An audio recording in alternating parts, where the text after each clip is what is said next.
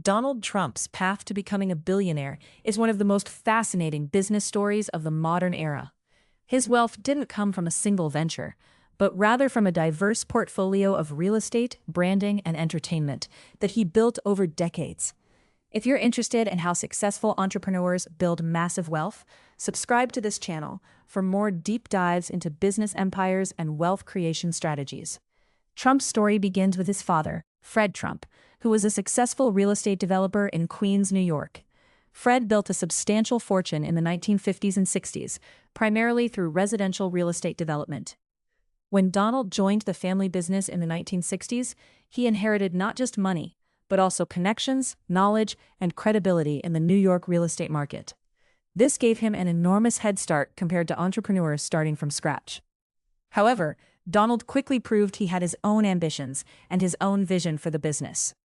While his father focused on middle-class residential properties in outer boroughs, Donald set his sights on Manhattan. He believed in going bigger, bolder, and more visible than anyone else in the market. This difference in philosophy would define his entire career. In 1974, Trump took control of the Commodore Hotel project near Grand Central Terminal in Manhattan. This was his first major independent deal, and it was massive. The Commodore was a struggling, rundown property that seemed like a terrible investment to most people. But Trump saw potential. He used tax abatements and creative financing to make the deal work. He partnered with the Hyatt Hotel Corporation to manage the property after renovation. The Grand Hyatt, as it became known, was a triumph. It put Trump on the map as a major player in Manhattan real estate. Following his success with the Commodore, Trump went on to develop some of New York's most iconic properties. Trump Tower, completed in 1983, became his signature project. This sleek, glittering skyscraper combined luxury residential apartments with retail and office space, and it became a symbol of Trump's brand. The building was beautiful, expensive, and unmistakably branded with his name in large letters. Trump Tower wasn't just a building, it was a statement about success and luxury. Trump's real estate strategy was fundamentally about branding and visibility.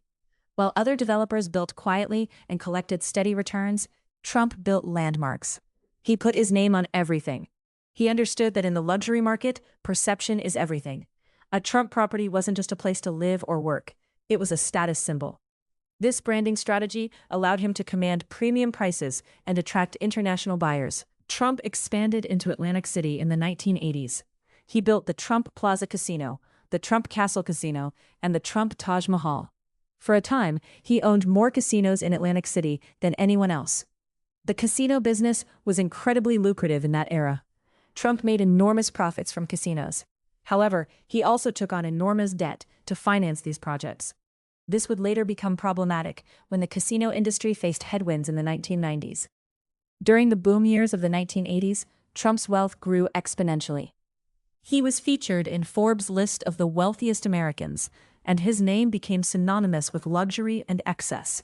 He appeared on magazine covers, he was quoted in business publications, and he became a celebrity in his own right. This celebrity status was not accidental. Trump actively courted media attention and used it to enhance his brand. Trump also ventured into the airline business, briefly owning the Trump Shuttle, which operated between New York, Boston, and Washington. While this venture was not ultimately successful and was sold in 1992, it demonstrated Trump's willingness to enter new industries. The early 1990s brought challenges. The real estate market crashed, the casino industry struggled, and Trump faced significant debt problems. Some of his properties went into bankruptcy. Many analysts thought his empire was finished. However, Trump demonstrated resilience. He restructured his debts, sold off some assets, and focused on his core strengths. He also increasingly relied on licensing his name to other developers and businesses, which generated substantial income with minimal capital investment. The Trump Organization eventually shifted toward a business model based on branding and licensing. Rather than owning every property directly, Trump licensed his name to developers and builders around the world. They built Trump-branded hotels, condominiums, golf courses, and resorts. For each project, Trump received substantial fees, and often a percentage of sales or revenues. This model was extraordinarily profitable. Golf courses became another major focus. Trump acquired multiple championship golf courses, including Mar-a-Lago in Palm Beach, which became his private residence as well as a club.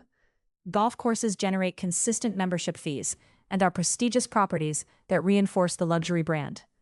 Like, if this breakdown of his business strategies is helpful to you, Trump also moved into entertainment and media. He produced and starred in the reality television show The Apprentice, which became a massive hit. The show was branded around Trump and his business acumen, and it ran for 14 seasons.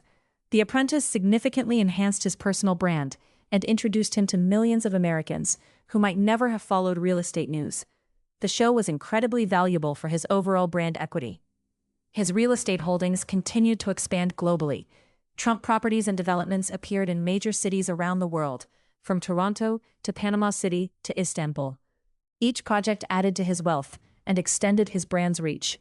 The consistency of the Trump brand across geographies and property types was remarkable. By the 2000s and 10s, Trump's wealth came from a diverse collection of sources: real estate holdings, brand licensing, golf courses, hotels, retail properties, and entertainment all contributed to his net worth. Estimates of his wealth varied significantly, but most credible sources placed him in the billionaire range. The key elements of Trump's path to billionaire status were clear. First, he started with family wealth and connections that gave him resources and credibility. Second, he had a clear vision for going into luxury and high-end markets rather than competing in the middle market. Third, he understood branding and celebrity, and he leveraged his personal brand relentlessly. Fourth, he was willing to take on significant debt to finance growth. Fifth, he was resilient when facing setbacks. And finally, he evolved his business model from direct ownership to licensing and branding.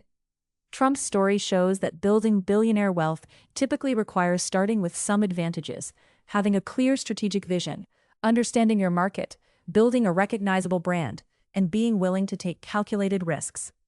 If you found this deep dive into how Trump built his empire interesting, please subscribe to the channel for more breakdowns of how successful entrepreneurs accumulated their wealth. What aspect of Trump's business strategy do you think was most important to his success? And what would you have done differently if you were in his position? Drop your thoughts in the comments below.